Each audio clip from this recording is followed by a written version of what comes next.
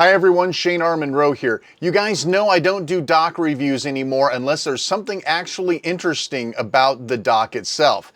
So what's interesting about today's dock? There's something on the back side that might excite you. It certainly did me. Let's see what it is together. Stick around.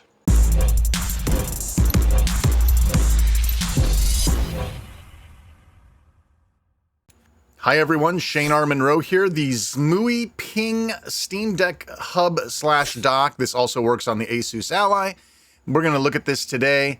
It's another dock, I know, but there's something cool about this one. Let's go ahead and open it up. We'll take it out, and we have the dock along with a standard, substandard manual. All right, probably don't need this anyway. Okay, so let's take a look. First of all, it feels like very hollow plastic. No big deal, I guess, but it's worth noting. On the front, USB 3.0, 3 ports, along with this ugly logo you'll probably have to scratch off. And, of course, you have the cradle padding in here, but this has a little hook. It's a little hook at the front, and I'm not sure why that is, to be honest, but it's different. It feels sturdy enough. It's just the plastic bothers me. Okay, so let's take a look. We have our standard 100-watt USB-C, 1 gigabit Ethernet, the HDMI 2.1, and the killer feature, HDMI switching on and off. Now, I know what you're thinking. Why would anybody need that? Honestly, because some of us have our decks sitting on our desktop. So sometimes we want to look at it through the screen, and sometimes we want to look at it through a capture device or a monitor. Standard angled plug here, plenty of room. Let's go ahead and put the Steam Deck on here. Now, this sits at a rather large angle compared to most. Now, for some people, you might want that extra angle if you're going to spend a lot of your time looking at the screen and it's close to you on the desk. And you can't, this is normally the angle it would be at, but this is pretty far. So that's something to consider. We'll go ahead and we'll plug it in. There's plenty of room on the cable. It doesn't feel tight. And of course, we have easy access to these USB plugs in the front. Now, a lot of people want USB plugs in the front, so that's also another piece of the equation that makes this device desirable, is you have not 1, not 2, but 3 ports in the front. So you can put your mouse, keyboard, and whatever plugged into the front, even an Xbox adapter, as you see here, flash drives, whatever. So that's kind of nice. Now, in some cases, I prefer to have plugs in the back for my mouse and keyboard, but your mileage may vary. Let's go ahead and check out the Asus Ally on here. It sits fine, and I think that might be what these hooks are for. The hooks seem to make a little bit more difference with the Ally, and again, the angle is still greater, but not too much. Nothing is blocked on the back. Fits pretty well. And while we're at it, let's take a look at the back and the vents. I tend to forget about this at the beginning of these reviews. Let's go ahead and tilt this back. You can see the vents are mostly open. I'm not even concerned about that, so I would not consider that a drawback. Everything's fine. There's a little bit of space in there. It's fine. It's fine. It's not going to be a problem. Okay.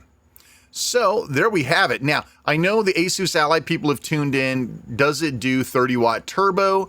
Let's go ahead and try it out. Now, it's not going to do 30-watt turbo with the included power adapter. You're going to have a 100-watt power brick and compatible cable in order for this to work.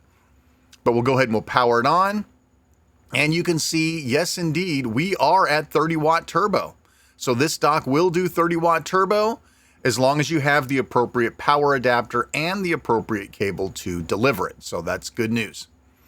All right, so we'll go ahead, just to show you, we'll plug in the Asus power adapter, 65-watt, and no go.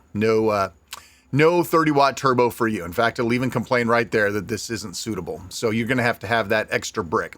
Now let's go ahead and get a monitor out here. Now this is an HDMI-based monitor, and this is what I use for all my videos. We're just going to plug this in here real quick.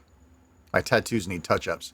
Okay, and there's no signal. Great. So let's reach back there, and we'll hit that HDMI toggle button right there. Click it in, and drum roll, please. There it is. Works great. So the HDMI switch actually works as advertised. Go ahead and we'll plug in the Steam Deck here. Power it up.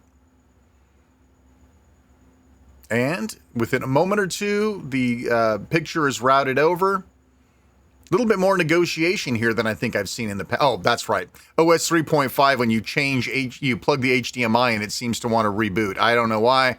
It's crazy, and I can't wait for that to be fixed. But it does indeed output the video properly.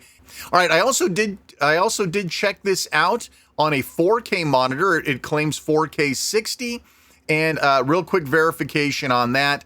Yes, it does indeed output at 4K 60. Perfect. All right. So now if we reach back here and we toggle that button, the button is a click in. It's not a momentary toggle. It's actually a click in, click out type button. For some people, that might be important. All right, and there you go. It works. It's fantastic. Let's go ahead and plug a keyboard, a mouse in. We'll try this out in a dual monitor type situation because I know a lot of people, that might be why you're buying this thing. Mouse and keyboard work fine. As you would expect. Listen, USB is USB. As long as it works, it works. I'll plug in a flash drive here. You can see the flash drive comes up. I had to cut there because I didn't have the flash drive installed all the way. Okay, so real quick, we'll just boot Windows off of this USB flash stick just to make sure that kind of worked and get an idea of speed. But if you really want to check speed, we'll plug in a 3.0 Western Digital 2 terabyte drive. Here are the benchmarks off of that. Totally acceptable. The USB ports are absolutely fine. Here's our power test. With no dock installed, we get about 37 watts of power. And if we do it with the dock in between, we get about 32 watts. Most of these docks do have a 5-watt drop-off, so that's pretty much totally normal. So what do I think? I think for 30 bucks, it's not a bad buy. The front USB ports are definitely going to appeal to some folks, and this HDMI on-off switch, for me personally, is an absolute treasure. My deck sits right on my desk. Sometimes I want to see the screen, sometimes I want to output it. This will take care of that without having to have an HDMI switch box or something of that nature. So it seems suitable. I've only used it for a couple of days as my daily driver. Normally I like to wait 2 or 3 weeks, but I thought this was interesting enough to get in front of the people a little bit sooner. If there are any problems, and with all of my videos, you should always check the description down below to see if there's any updates or other information that maybe didn't make the video or came up later. As usual, if this content was useful to you, please like, subscribe, hit the bell, leave a comment. All these things help us out and we appreciate it. I'm Shane R. Monroe. Thanks so much for watching and take care. We'll see you next time.